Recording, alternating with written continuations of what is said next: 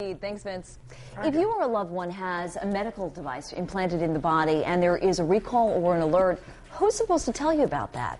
Target 12 investigator Susan Hogan has been asking that question and has some answers, and she joins us this morning. First of all, tell me a little bit about what you found, because this is very scary to me. The idea that you go in for a surgery, something that's supposed to correct a condition that you have, and then you find out, uh-oh, there's something wrong with it. Well, there are thousands of devices out there that people get implanted into them, whether it's screws and rods or what have you.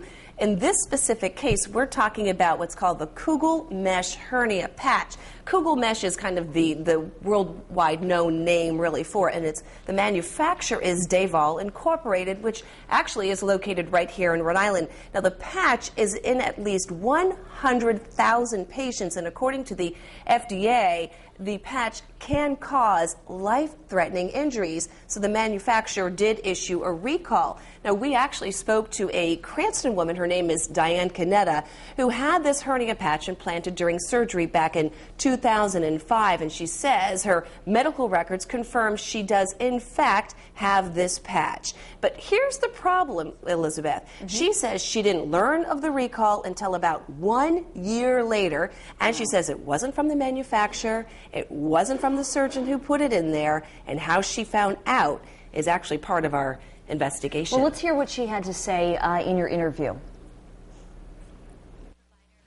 What frustrates me the most is that I wasn't even told. Nobody notified me. So I could be walking around with some kind of poison in me, and nobody even told me. Now, here's my question. You know, when you get a piece of electronics, you can register for a warranty and, you know, send it to the company. They know you have it, that sort of thing. Is there anything in place like that for something that's implanted in you to tell the company, I'm one of the recipients of this, so that if there's a problem, they can notify you? Well, that's absolutely true. Now, the manufacturer, there is a process in place, and the FDA has that process in place as well, and we go into depth about that, in fact, tonight.